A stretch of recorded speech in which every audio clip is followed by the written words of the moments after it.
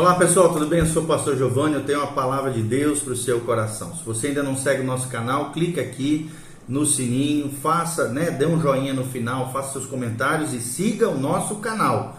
Nós contamos com você, multiplique essa mensagem também na vida de outras pessoas, assim como você foi abençoado. Esse é o nosso segundo vídeo, cujo tema é restauração da igreja. E nós vamos abordar outros temas agora, o propósito dessa lição aqui em audiovisual, é dar uma vista panorâmica na Bíblia com relação à restauração de Deus e o que Deus está fazendo na sua igreja, que é o instrumento final de Deus na terra. A igreja nada mais é do que a sinalizadora do reino de Deus sobre a terra, aquela que experimenta e manifesta o poder e a glória sobrenatural de Deus, que vai ser revelada na sua plenitude no milênio, mas que hoje nós já podemos experimentar flashes de revelação, de glória, de graça, de poder de Cristo, poder milenial de Cristo. Nós já podemos experimentar em partes agora, quando estamos expulsando um demônio, quando estamos orando e Deus cura aquele enfermo, quando estamos pregando com autoridade, corações se rendem ao Senhor. Tudo isso é poder sobrenatural, é poder glorioso de Deus. É a sinalização do reino de Deus aqui, agora, através da igreja do Senhor. Então nós vamos tentar responder algumas perguntas, como geralmente nós fazemos nesses vídeos, que são vídeos dos fundamentos da fé, uma série sobre fundamentos da fé. Primeira pergunta que nós vamos tentar responder é: qual foi o propósito de se preservar o Velho Testamento para a igreja do Novo Testamento? Qual foi o propósito de Deus na preservação do AT, do Antigo Testamento, para nós hoje, a igreja? Primeira resposta é que verdades espirituais, sim, são mostradas ou reveladas através de objetos naturais. Nós vemos isso lá em Romanos 1:20, 1 Coríntios 15:46, 2 Coríntios 4:18, fala sobre isso. O Antigo Testamento é sombra, mas são princípios, são elementos simbólicos, são ensinamentos preciosos, verdades espirituais que são mostradas, reveladas para nós aqui e agora. Segunda resposta é que seríamos ignorantes dos caminhos de Deus, da história do povo de Deus, sem esses tipos, sem essas sombras do Velho Testamento, sem esses símbolos, sem entender o processo da revelação progressiva de Deus ao longo da história, através do seu povo. Por isso é que é importante o Antigo Testamento. É o que nós aprendemos em 1 Coríntios 10, 6 e 11, fala sobre isso, e Romanos também. Romanos 15, versículo 4, fala sobre isso. Pois tudo quanto outrora foi escrito, para nosso ensino foi escrito, a fim de que pela paciência e pela consolação das Escrituras tenhamos esperança. Amém? Então, quando nós lemos as historinhas do Antigo Testamento, os ensinamentos e princípios que lá estão na lei, a Torá, o Pentateuco e os profetas, livros históricos, livros poéticos, profetas maiores, profetas menores, todos os 37 livros do Antigo Testamento são tipos, são sombras, são ensinamentos, são metáforas, são símbolos, são vários ensinamentos e princípios também valiosos, eternos de Deus, muitos deles que perpetuam ao longo da história do povo de Deus. E é muito importante nós não sermos ignorantes, mas mantermos essa esperança viva, entendendo que tudo que foi escrito para nosso ensino foi escrito para que tenhamos paciência e consolação da parte de Deus através das Escrituras. Romanos 15, 4. Segunda pergunta: qual é a conexão entre o Velho Testamento e o Novo Testamento? E a resposta primária sobre isso é que, para qualquer leitor honesto do Velho Testamento, é óbvio que ele é preliminar e preparatório ao Novo Testamento. Você pode ver isso em Hebreus 8, de 1 a 5, Hebreus 10, 1 fala sobre isso, e Colossenses 2, 14 a 17 fala sobre essa preparação de Deus ao longo do Velho Testamento para a nova aliança, aliança firmada pelo sangue de Jesus, a vida e obra de Jesus. As primeiras doutrinas apostólicas, elas só podem ser compreendidas tendo um olhar, um vislumbre também do Antigo Testamento. Segunda resposta é que uma grande parte do Velho Testamento é profético. ou seja, apontou para os sofrimentos de Cristo e a era da glória também que seguiria lá no milênio, todos os eventos proféticos, boa parte dos eventos proféticos que ainda não estão ocorrendo diante dos nossos olhos e que ainda vão ocorrer no futuro, dentro da escatologia, né, que é a ciência que estuda os eventos que ainda hão de vir, nós vemos e aprendemos e lemos no Antigo Testamento. Profecias que ainda não se concretizaram, mas que vão se realizar, porque a palavra de Deus não volta vazia. Ela há de cumprir todo o propósito pela qual ela foi liberada da parte de Deus. É o que diz 1 Pedro 1, de 10 a 12, Atos 3, 24, fala sobre isso, Lucas 24, 27, Lucas 24, 44 e Atos 28, de 22 a 23, fala sobre isso, esse apontamento profético que nós vemos no Antigo Testamento. O próprio Evangelho de Mateus é um exemplo, né? É um evangelho cheio de profecia do Antigo Testamento que apontava para o Messias de Israel. Mateus foi escrito para os judeus, né? Para os hebreus, para os israelitas. Então, o tempo todo o evangelista coloca profecias do Antigo Testamento e a realização na vida e obra de Jesus, tá bom? Terceira perguntinha: o que queremos dizer com ultra ou hiper dispensacionalismo? Dispensacionalismo, nós vamos explicar um pouquinho sobre isso, tá? Alguns ensinam que não há conexão nenhuma entre uma dispensação ou uma era, um tempo, né? Um tratar de Deus ao longo do tempo e outro no modo de Deus lidar com os homens, né? Por exemplo, o ultradispensacionalismo, que é uma teoria, né? Um posicionamento teológico, ensina que não há referências à igreja no Velho Testamento, o que é um erro. É ridículo isso, porque a Bíblia sim fala e aponta para a igreja. Portanto, dizem eles, as profecias que se encontram no Velho Testamento não teriam a ver com a igreja, é o que afirmam eles. O que é um erro, porque sim, tem apontamentos da igreja no Antigo Testamento, tá bom? Isso é falado também por Paulo, lá em Romanos 16, 25 a 26. Paulo mesmo é outro que traz elementos do Antigo Testamento e aponta para a igreja. O grande mistério oculto, né? O povo de Deus agora, nesse parênteses profético, que se chama dispensação da graça, era da igreja. O mistério de Deus formado agora não só por judeus, mas por gentios que reconhecem Jesus como Senhor e Salvador das suas vidas. Efésios 3, de 1 a 6, fala sobre isso, sobre esse mistério extraordinário que outrora estava oculto e que agora é revelado.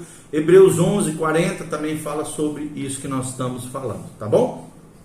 Dispensacionalismo, só para você entender, você pode ir num vídeo que nós fizemos aqui chamado O Plano de Deus através das Eras. São 7 vídeos onde nós falamos sobre os planos de Deus através das eras ou dos tempos.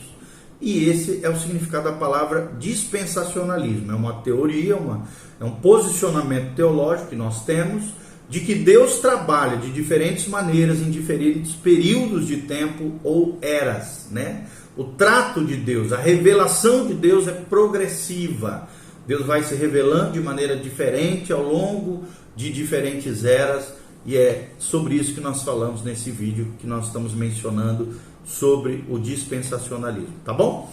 Quarta pergunta é: qual é a posição do Israel natural, ou seja, os judeus, os hebreus, que rejeitaram a igreja? Qual é a posição deles? E a primeira resposta é que foram rejeitados e estão quebrados, né? Conforme, não financeiramente, aqui nós estamos falando de cegueira espiritual, conforme Romanos 11, de 15 a 17. E agora eles também, como todos os ímpios e os incrédulos, precisam ser salvos através de Jesus de Nazaré. É o que diz Romanos 11. Eu vou ler aqui para vocês. Romanos 11, de 15 a 17, diz assim. A Bíblia diz: porque se o fato de terem sido eles, né, você pode ver que no contexto é os hebreus, rejeitados, trouxe reconciliação ao mundo, que será o seu restabelecimento, senão vida entre os mortos? É a pergunta. E se foram santas as primícias da massa, uma referência a Israel, igualmente será a totalidade. Se for santa a raiz, também os ramos serão. Se, porém, alguns dos ramos foram quebrados aqui, uma referência aos judeus, né?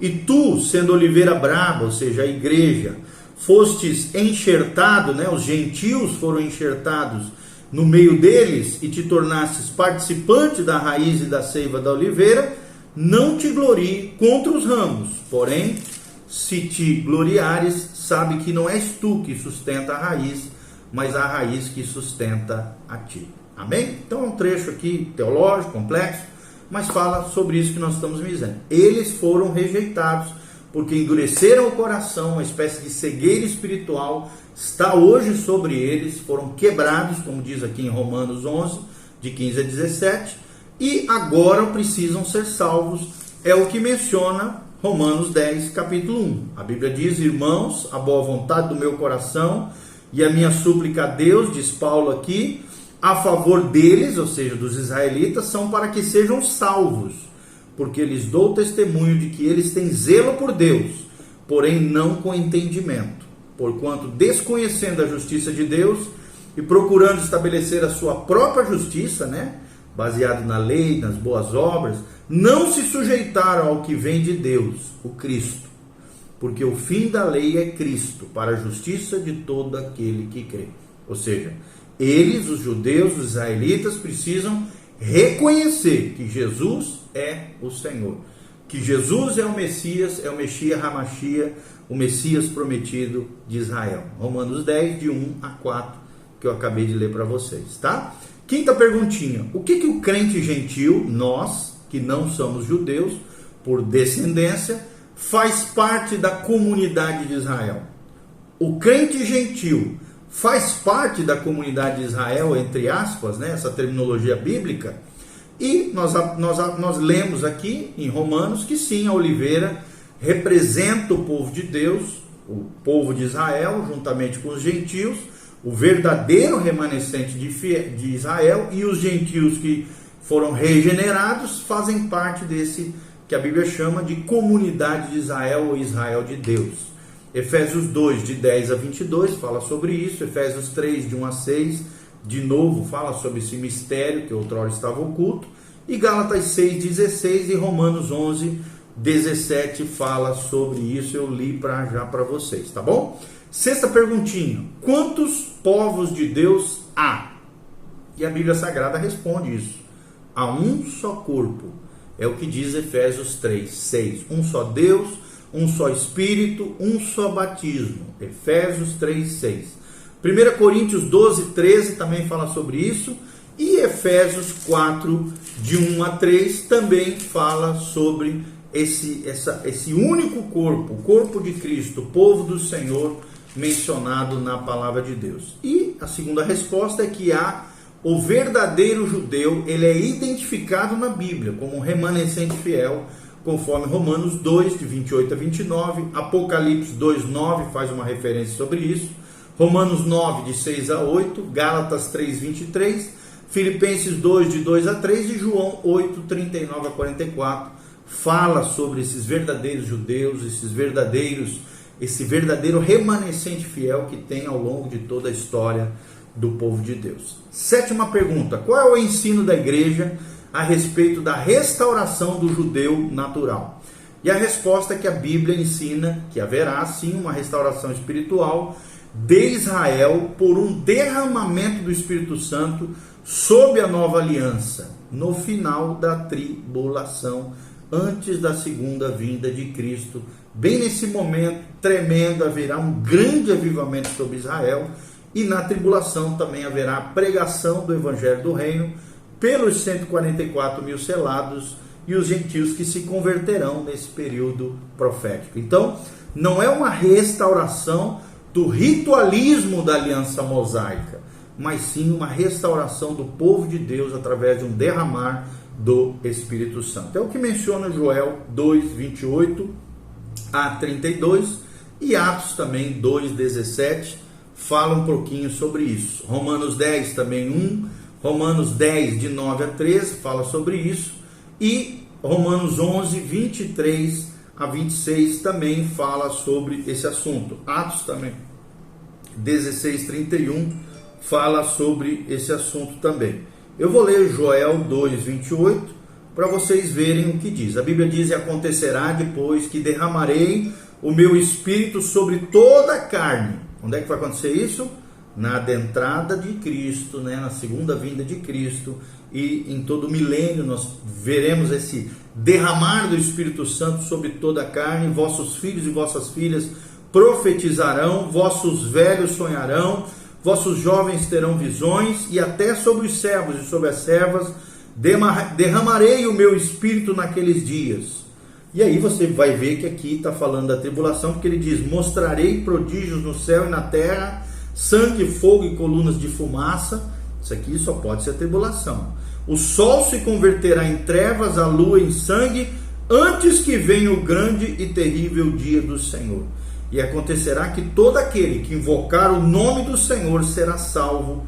Ou seja, esse grande avivamento na terra, na segunda vinda de Cristo, principalmente no tratamento de Deus com o povo de Israel. Porque no monte de Sião, diz a Bíblia, e em Jerusalém estarão os que forem salvos, como o Senhor prometeu, e entre os sobreviventes, aquele que o Senhor chamar. Amém? Glória a Deus.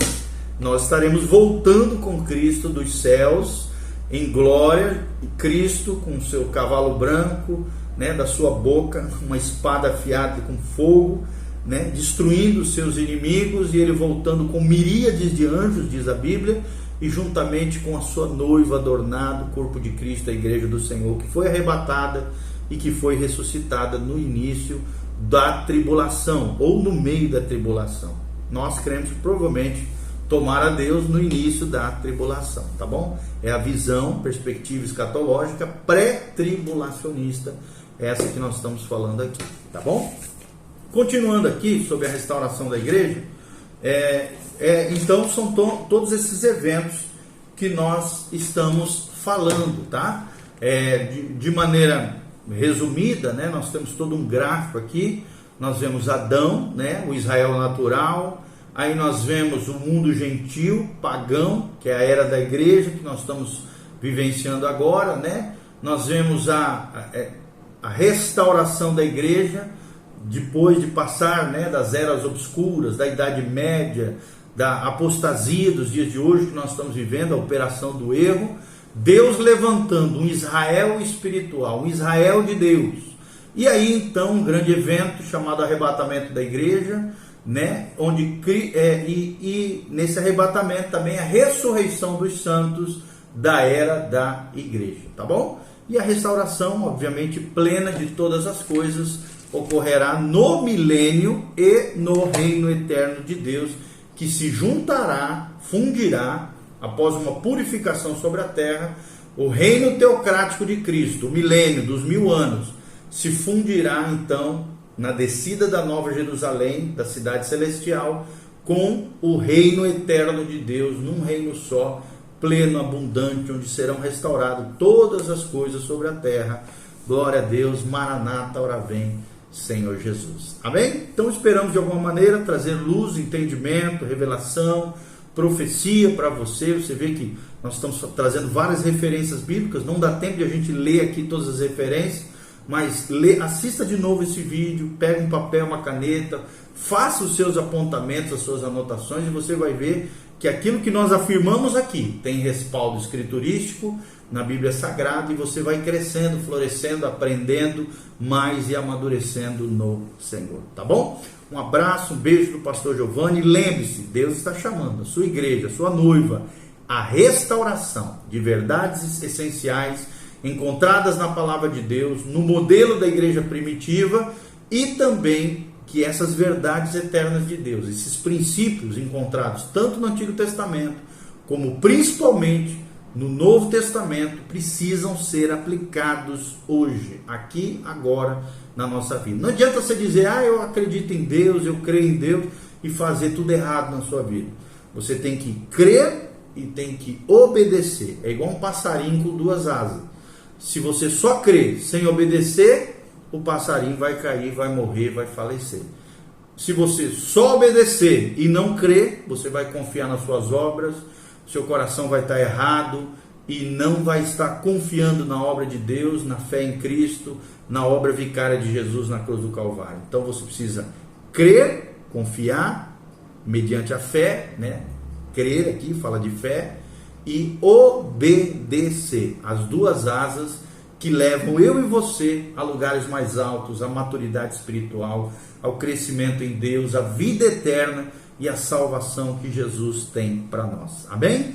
Seja uma ave linda, né? Um passarinho abençoado de Jesus, voando em lugares mais altos no Senhor, através da palavra de Deus, com o auxílio do Espírito Santo, na comunidade da fé, a igreja do Senhor, que pregue a palavra de Deus e que viva a vida santa, consagrada, que Deus tem preparado para nós. Amém? Que Deus abençoe sua vida, seu coração.